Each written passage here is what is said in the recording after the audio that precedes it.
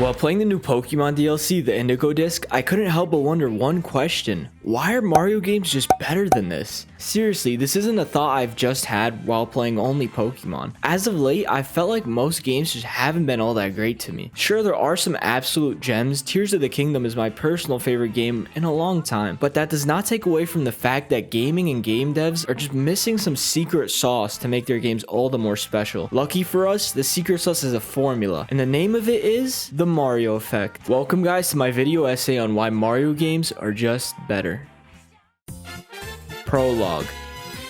Alright, before going into the meat and potatoes, or in this case the secret sauce, I'm going to show you a quick little appetizer in the way of a question to get your brain juices flowing a bit. My question to you is, what makes any game a good game? I really want you to think about this because there could be a multitude of answers, but I can narrow down most people's points to about 3 things. Most people will say it's either A, story, B, graphics, or C, the sense of progression. Some of you might answer this question by saying a story of a game, which could be the difference between a game being just great or outright poor to you. To you, an interesting story to keep you hooked the whole way through a game is the most important part of any game. You love connecting with characters and feel more immersed in a world with a great story compared to a bland one. If not story, then how about them graphics? Every elite gamer knows the only thing that matters on a game is graphics. In our endless race to make games look more real and real, graphics are the defining trait of a true video game. You love a good high quality resolution to make use of your fridge of a PC, and a fair share of some of you may say the reward of getting better and better equipment or loot in a game is what makes a game good, also known as the sense of progression. To understand what I mean by sense of progression, a good example of this could be games like Minecraft. A sense of progression of Minecraft is found within the tools. You go from wood to stone to iron, skip gold to diamond, and to netherite. It basically means you like the idea of getting stronger and stronger in a video game, or just any sense of progression would work as well. Now, after learning what makes a good game in today's standards, I would like to run a quick test for you guys to see if these 3 things hold true. I'm going to show you guys 2 games, Game A and Game B. I'm going to first give you info and then reveal the game after you've chosen one that you believe is the better game first.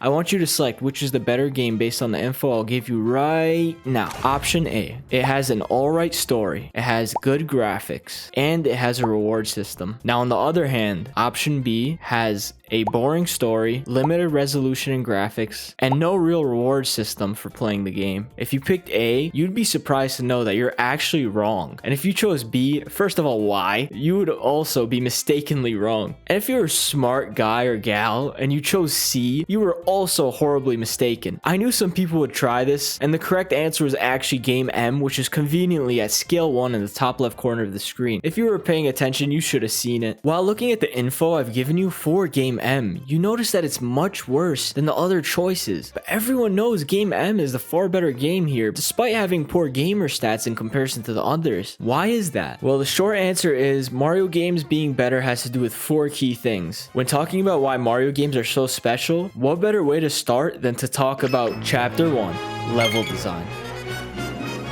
Focusing on level design, unlike a game's story, will add much value to its replayability. Even huge games like Red Dead 2, which I enjoyed and love the story of, I can say from the bottom of my heart, I probably will never replay it. To me, a story is like a double-edged sword, in that the better it is, the less I want to replay it. You can let me know if my opinion is bad in the comments below, but to me, when you have a detailed story that takes you through a long emotional roller coaster of a journey, the second time through never really feels like that amazing journey you once had. It almost feels like a slog. It especially feels like a slog to me whenever you know what's gonna happen, when there was supposed to be that big twist in the story and it's not even a twist anymore. This is why I would always advocate for things such as amazing level designs coupled with a simple and trashy story, like Mario games. I could replay a Mario game a million times over, but a game with a huge story is a tougher can of worms to open. Unlike most AAA games, Mario games don't usually have a good story to keep you going. To be completely honest, it's been the same stale, boring story of Bowser taking something and you having to stop him, but I'm gonna argue, instead of using talking to progress through a story like most other games do, Mario games use actions to show you how to progressively learn new techniques and progress through a game. The real story of a Mario game is the story of yourself, and also how you're taught and ultimately learn to master the techniques and tools given to you. Let's take a few examples. Level 1-1 of the original Super Mario Bros. Game is a perfect example. When you first boot up the game, you're purposely put on the left side of the screen. This is intentional to have the gamer know, hey, there's nothing on the left, you're already there. Why not check out what's on the right side? This curiosity about what could await you on the right side is enough to make you go right. As you're moving, two things capture your attention. First, you see a block with a question mark, and second, a menacing little creature jolting towards you. You go to greet your new potential friend, and upon touching it, you die and lose a life. You respawn and you see it once again. You know that now it will kill you if you touch it. So instead, you start jumping in a panic and you end up killing it. You realize while jumping, you could actually kill the creature. You now make your way to the mystery block. Because of curiosity, you jump and you receive a reward, a coin. We now associate this block with something good as it rewarded us for hitting it. As you make it to the next block, you hit it and you notice another thing coming out of it. This time, it's not a coin. It's another moving object. You're scared at first, but then you remember last time hitting the question mark block, you got a reward. So you go to try to collect it, and upon touching it, you're granted by not only becoming bigger, but now you are also stronger. You have now just learned the complete basics of how to go about your journey in this game, all in about a minute. To understand why this is so spectacular, you have to understand that most modern games take you through long, grueling tutorial areas that take upwards of a few hours just to learn how the game is played. Mario just puts you straight in the game and allows the level to lay the foundation of the story of your game. But this isn't a thing only found in 2D Mario games, my friend. Oh no, no, no. Mario Odyssey does this perfectly with its capture mechanic. The ability to capture things allows you to progress through the world in your own way. It allows for so much diversity of gameplay that your idea of how to get up here might be to do this, while mine might be to do this. Oh, but here you decide you want to do this, but I go ahead and do this, and so on and so on. This reiterates to me that the game's level design is not only the story of a Mario game, but also makes up for any lack of story. And more importantly, it is your story. It's all about how you progress through the game. Mario games feel super personal. Despite not being an open world game, it's still so interesting to see how people go through levels differently. The problem I have with most games is that they try to fill a whole dictionary's worth of words to make up for their boring level designs. Look, I'm not a hater of having a good story in a video game, not at all actually. I'm a huge sucker for a good story, and games like God of War genuinely intrigue me with the story. But when you have games such as Pokemon's Legends Arceus, where the whole first section of the game is an hour and a half of spamming the 8 button to skip boring dialogue, that, my friends, is when a story of a game becomes more of a detriment.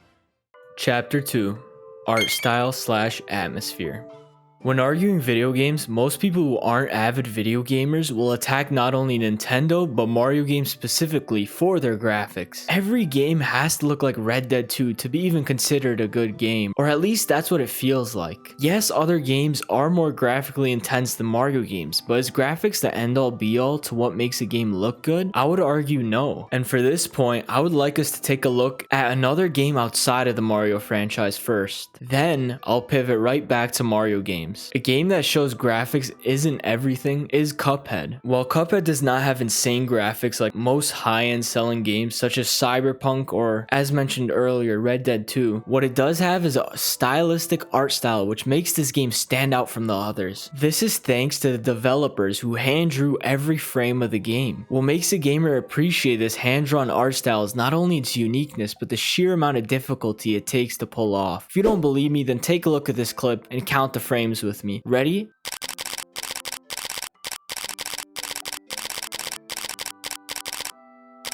This means to make this goofball attack, the developers had to draw him this many times. Uniqueness is what makes this game better than most others. While playing Cuphead, you aren't just looking at any old game. You are looking at Cuphead. The film, the art style, the change of direction from an ordinary game pushes this game above the rest. When playing games that focus hugely on graphics, you get games like Halo, where the games nowadays just feel bland. Sure, the newer games are more graphically intense, but I would argue by no means do they look better than the old Halo games. The atmosphere of Cuphead is also amazing. There's so much going on, it feels like the artist refused to allow a single drop of boring to be allowed on the canvas of a screen. It's also lively in the mix with the sheer and utter chaos of a bullet hell game like Cuphead, and voila, you have a game with lots of depth. Oh look, Mario Wonder also has great depth. Mario Wonder is a spectacular game with lots of depth to it. The atmosphere and attention to detail put in this game is just mind-blowing. Sure, it's not a graphic graphically intense game, not by any means, as it runs exclusively on the Switch, which has like one good looking game graphically, but all of that does not matter, especially to a game such as Mario Wonder. While other games rely on graphics to make their game look good, Mario games push the boundaries with their gorgeous art style and artistic direction. In Mario Wonder, you're put in this mystical place called the Flower Kingdom, which is littered with lots of secrets, twists and turns, and jaw-dropping levels. Yet what stands out most visually is the use of the Wonder Flower. If you thought the game looked awesome before, just wait till you see this.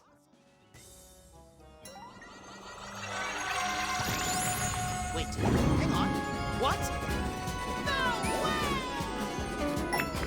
As if things couldn't get any more visually stimulating, Nintendo showed us it really could. For those of you who haven't experienced Mario Wonder, you might think that this is a one-off thing or found only in certain levels. No, this is found in nearly every single normal level. Bouncing off of Cuphead a bit, these two games show you how an industry is hyper-fixated on creating the strongest and most intense graphics. At the end of the day, that all goes down the drain if your game does not have a good artistic style and atmosphere. But if you boil everything I've mentioned before, whether it be story, level design, graphics, art style, or even a reward system, none of these things matter if your game does not have one major thing. And that, ladies and gentlemen, is Chapter 3, Fun.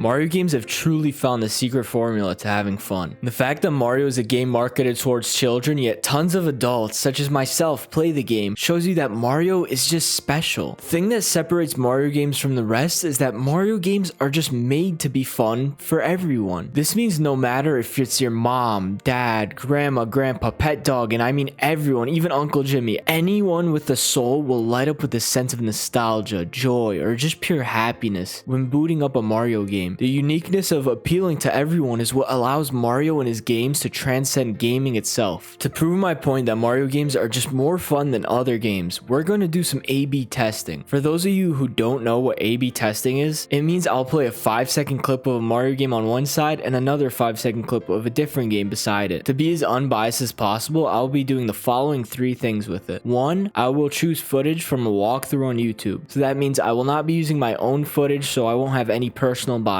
Number 2, I'll be choosing a random 5-second clip using a number generator. This allows things to be as fair as possible. And number 3, I will not show the loading screens, only cutscenes and gameplay is allowed. This is to allow games to have an equal opportunity at showcasing themselves. Alright, I want you to pay close attention because we will start this now.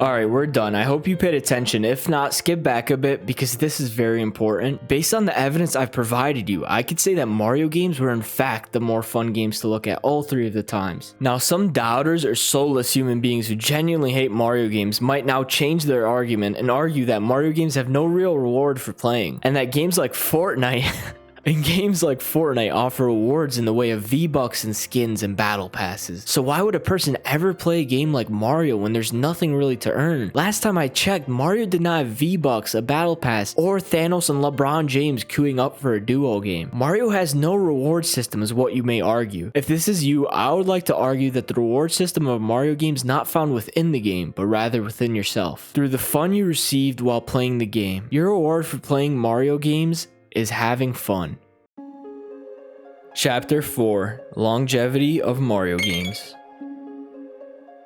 Mario games and their longevity is one of the reasons that these games will always be near the top of anyone's list. When looking at Twitch and seeing a game as old as Mario 64 still pulling elite numbers, it's all understandable after seeing what Miyamoto, the creator of Mario, said about developing games. Miyamoto stated that the goal of his when developing games is not to follow trends in gaming, instead of focusing their time on things that will age poorly with time, like making video games more graphically intense or following the new hot trend of game style. Mainline mainline Mario games just focus on making a good game. This is what allowed Mario to become a name brand that's synonymous with gaming itself at this point. While Xbox and Sony have failed to keep their star characters and franchises afloat, Nintendo have been rolling on with Mario for decades at this point. Mario games have constantly proven time after time that they will be fun no matter what. That means now when buying a game, your brain instinctively knows that Mario games will be far better quality than the competition based on your experiences with the other ones. I could tell you I would never play a golf game in my life. In fact, I think the concept of the sport of golf within itself is just boring. But attach Mario's name to it and ooh, I know that will be a fun game. Add this to its exclusivity appeal, as 99% of Mario games are only found on Nintendo consoles, and this, my friends, is how you make a video game that's just better.